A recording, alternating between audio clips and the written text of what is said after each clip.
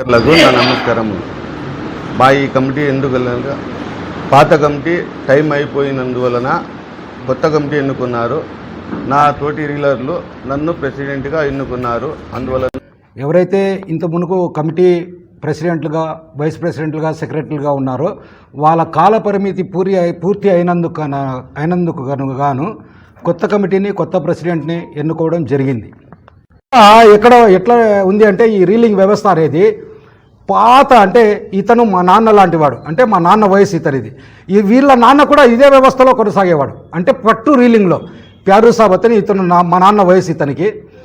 వీళ్ళు తోడ్పాటు, వీళ్ళు చేసిన శ్రమ, ఏ రకంగా వీళ్ళు బలి అయినారు, ఏ రకంగా ఇది ఇప్పుడు ప్రైవేట్ పోయి మార్కెట్ గవర్నమెంట్ ఎట్లా అయింది, వీళ్ళు ఏ రకంగా బలి అయ్యి ఈ మార్కెట్ని గవర్నమెంట్ మార్కెట్గా తీర్చిదిద్దినారు.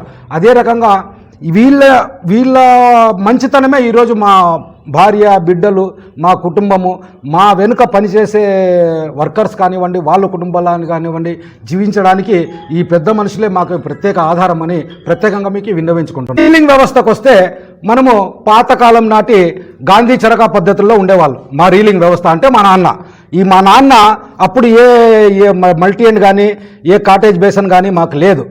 ఈయన చేసిండేదే చరకా రీలింగ్.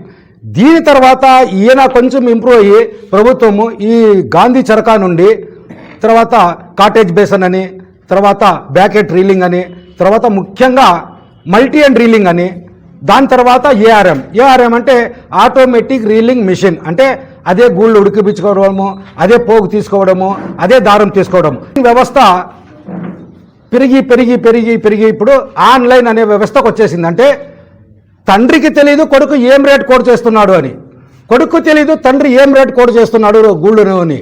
అంటే ఈ వ్యవస్థ ఎక్కడికి పోయిందంటే మా అంచనాలకు అందకుండా వెళ్ళిపోయింది. అంటే ప్రైవేట్ మార్కెట్ ఉన్నాం, ఆ ప్రైవేట్ మార్కెట్ని ఇంకా గవర్నమెంట్ తీసుకోవడము, గవర్నమెంట్ తీసుకొని చరకా ఉన్నింది కాటేజ్ బేసను బ్యాక్ అండ్ రీలింగ్ అని చేయడము, ఆ బ్యాక్ అండ్ రీలింగ్ ఆ కాటేజ్ బేసన్ ఇంకా మల్టీ ఎండ్గా చేయడము, దాని తర్వాత ఏఆర్ఎం ఆటోమేటిక్ రీలింగ్ మిషన్ చేయడం.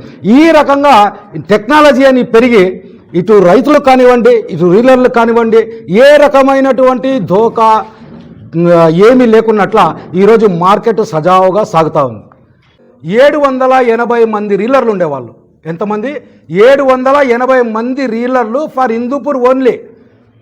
అప్పుడు మా పెద్దలు, ఒక ఉదాహరణ తీసుకోవాలంటే ఇంతకు ముందున్న ప్రెసిడెంట్ అన్సర్ గారి వాళ్ళ తండ్రి, ఇలాంటి ప్యారు సాబు, ఇలాంటి పెద్దలు ఏం చేసినారంటే అప్పుడు సొసైటీలుగా ఉండేది. సొసైటీలు ఏర్పరచుకొని ఈ వ్యవస్థని మనం గట్టిగా చేసుకోవాలా, మన పిల్లలు బాగుండాలా, జీవితాంతం వీళ్ళు పిల్లలతో బాగుండాలా అనే ఉద్దేశంతో ఆ సొసైటీలు తర్వాత క్రమేణా ఈ రకంగా ఇంప్రూవ్ అయ్యి ఇప్పుడు ఆ మార్కెట్లో ఈ రకంగా ఆన్లైన్ అనే విషయం పైన జరుగుతోంది. ఏ రకమైనటువంటి ఓటింగ్ లేకున్నట్ల, ఏ రకమైనటువంటి మనసులో ఒకటి బయట ఒకటి లేకున్నట్ల క్షుణ్ణంగా వాళ్ళ మనసుతో ఎప్పుడైతే ముందైతే ఎవరికైతే ఖలీల్స్ కానీ అన్సర్ కానీ ఎన్నుకొనిడారో అదే రకంగా ఖాజాక్ ప్రెసిడెంట్గా ఎన్నుకొనిడారో అతను కూడా, నేను కూడా ఎవరైతే ఇంతకుముందు మా అన్సర్ ఖలీల్ ఏ రకంగా మేము వాళ్ళు ఏ సేవలు చేసినారో దానికన్నా కొంచెం ఇంచుమించు ఎక్కువ చేసేదానికి నేను ప్రయత్నం చేస్తానని ఆయన కూడా రీలర్లకు వాగ్దానం చేయడం జరిగింది. ఇలాగా ఈ కొత్త అసోసియేషన్ ఏర్పాటు చేసి